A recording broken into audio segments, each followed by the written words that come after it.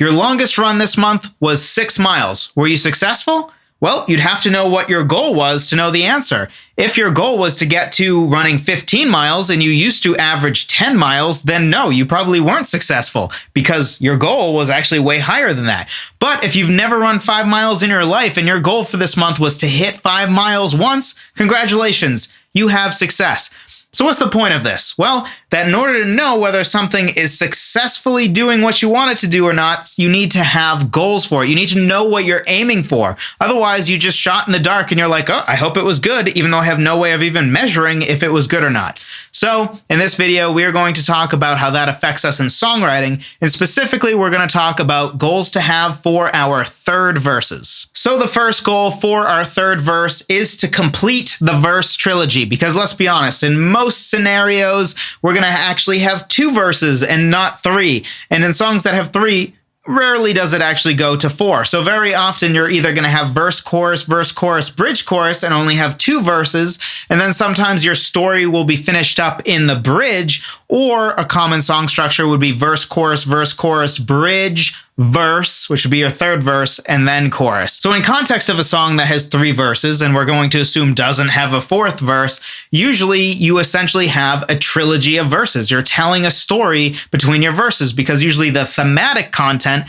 is in your chorus, and the bridge may or may not be a part of the story. That might be the peak of the conflict, and then you might actually have the resolution of the story in your third verse. But regardless, almost always, your third verse is where the story of the song wraps up, because usually it's going to be your last song section before you end on a chorus or end on a series of choruses. Either way doesn't really matter, because usually your chorus is not story-driven, but theme-driven. And usually the chorus is just repeating lyrics that the listener has already heard. So your last chance to leave your listener with some information about the story is your third verse. So overall, you need to make sure that your third verse is putting a bow on the story element of your song.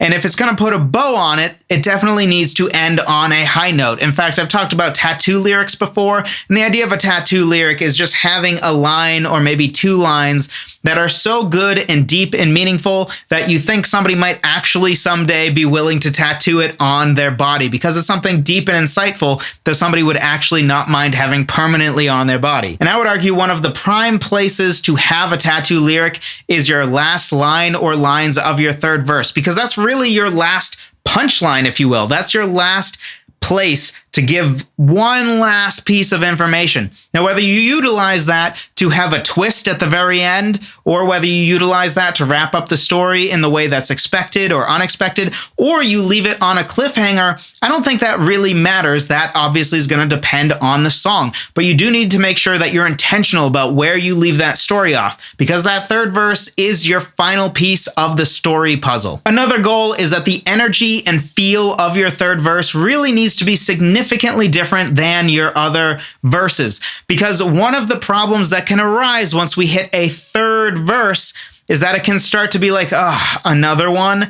And a great way to avoid that is to make sure that the energy of it is significantly different than what came before. Now, usually your first verse is going to be smaller than your second verse, in fact, almost always. And usually your first verse is going to start off fairly small, not always, but usually fairly small. A third verse usually reverts back more to that first verse form rather than continuing from where the second verse left off, because most often you usually have a chorus that leads into a bridge that stays big and then sort of dissipates at the end and brings in a really small third verse before either accelerating back into the final chorus, not literally, like not the tempo changing, but just giving that feel of accelerating towards the chorus by building and building and building so that it explodes into the final chorus, or just staying small and having a sudden explosion into the chorus because even your third verse dissipates and then all the instruments come back in and have an absolutely massive final chorus. But regardless how you handle it, almost always your third verse needs to have a different energy than what came before. If anything, it should reflect more the first verse than it should the second verse, because usually the third verse ends up being the smallest part of your song or the second smallest part of your song, next only to that first verse. And either way, you should make sure something is different. Maybe the first verse started with just a piano part, an acoustic guitar, and drums. And then maybe a bass came in halfway through. Well, maybe for your third verse, just have the piano part or just have an acoustic guitar. Or maybe you didn't have an acoustic guitar in the entire song so far, but then your third verse is actually carried only by an acoustic guitar. Or reverse that with the piano. You didn't have any piano, but then the piano is the only instrument in your third verse. Regardless, make sure your third verse stands out musically and has a real place at the table. Make sure it has a purpose to be there. Now, to the first point, you also should have killer lyrics in this part because it's the final part of your story, so that should certainly help.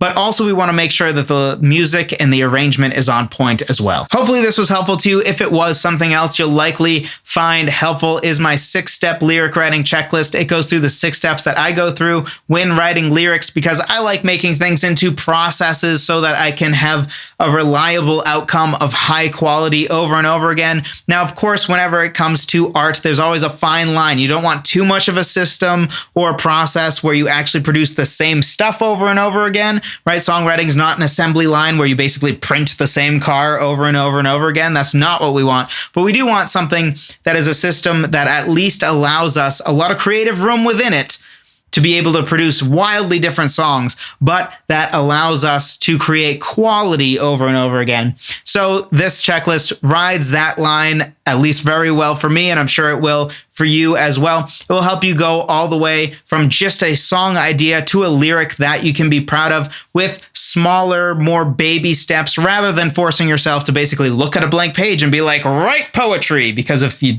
ask that of yourself, you're almost definitely going to fail, because the idea of just being able to improvise poetry that's pretty good off the top of our heads, like almost nobody can do that. And even the people that can do that, it would be better if they had time put into editing and if they did some background work beforehand. Let's take novelists for a second. Novelists never just dive into, oh, I'm just going to write a book. I mean, some do, but most of the time they'll take some time and develop the worlds that the book takes place in, especially if it's something like sci-fi or fantasy. They really have to do that. And then developing the characters. Sometimes they even do character sheets where they'll be like, what would this character's favorite cereal be? Which I think that's going a little far, and that might be a little silly, but what do I know?